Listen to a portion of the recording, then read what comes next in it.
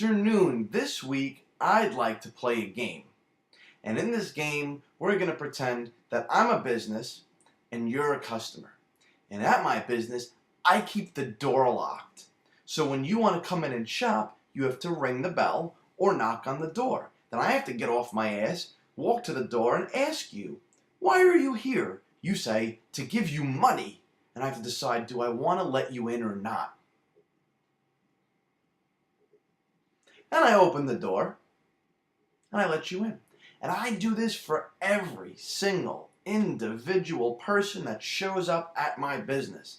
That is not the most conducive way to get people to come in and spend money. Wouldn't you agree? I'm sure you would. So if you wouldn't do that in person, why would you do it online? Yet surprisingly enough, there are people who do. Imagine that. I've got one lined up for you here this week. This here is Parsippany Focus. It's a local newspaper in the town of Parsippany, New Jersey. They've been around a long time. They've got a lot of followers, subscribers. They've got a good-looking website. It's up to the minute. It's current. Just the look of it. This doesn't seem like it's set back in 1999 like last week's. You're Doing It Wrong, Java Divas, if you recall them. So everything about this seems like it's good. Naturally, they've got a Facebook page. Also good. Almost. Let's take a look. Parsippany Focus. Parsippany Focus. Works at Parsippany Focus. We're getting a sense that this is, in fact, their official Facebook page, right? Again, almost. See this here? We're friends. I had to ask them if I could see their content, and they had to approve me. Just like the 3,458 other individual people that went through the same rigmarole with them. This goes back to the analogy of keeping the door locked. Why would you do this?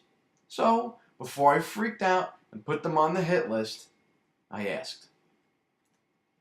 I went to them and I said, I have a question for you. Why are you set as a regular account that requires friend requests instead of a fan page that people can like? Their answer was, Parsippany Focus was set up long before they required fan pages. Okay?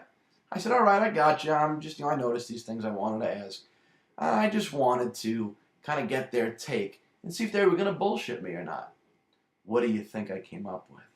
Naturally, I decided to do some research and my due diligence before putting them in the hot seat. Let's take a look.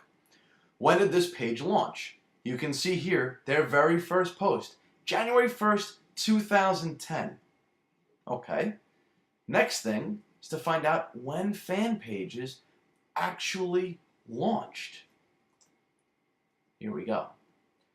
Now this is a whole article about the 3 things that Facebook launched all at one time. Facebook fan pages, Beacon, and Insights and Analytics. We don't really care about the last 2 because they're just ways to measure your engagement and stuff like that. That's all important, but not really our focus right here. So, let's take a look.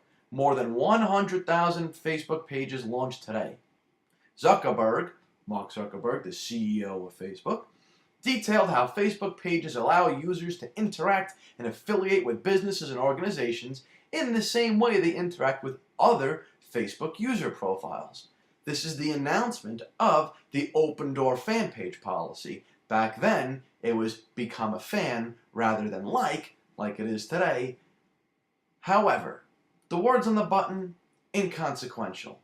The point is, it's a one-way thing. You like it, you're in. There is no waiting for approval and vetting process. When did this happen? November 6th, 2007. When did they launch?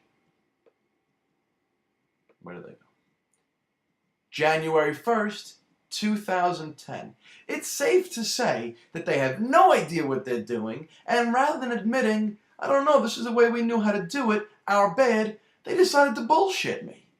They decided to lie. Here's something else that kind of chaps my ass a little bit about this.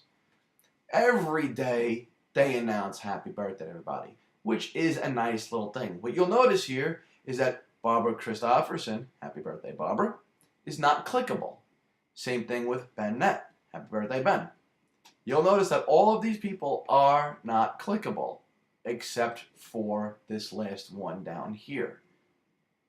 And if we go through, if I were to back up and go down the line here and find other happy birthday wishes from them, here's yesterday's. Notice, not clickable. Let's go ahead and see more. Bottom one, Jonathan Nelson is clickable. So, something else that they do is every single day they wish happy birthday to everybody. Only one person is in fact clickable. Why? It's always the bottom person. Why? If you're gonna go through the trouble of make everybody be your fucking friend before they get to see your information, even though you're a public news source, the least you can do is make them all clickable. Tag them appropriately. So, Parsippany focus, I get it. You're an entity. You want to be a person. You can't be, because you're not. You're a fucking newspaper.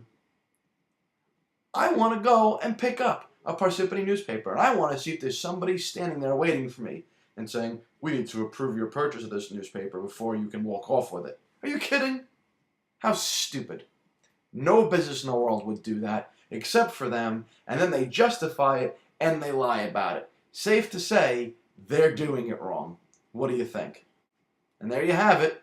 Another one for the week. See you next Wednesday.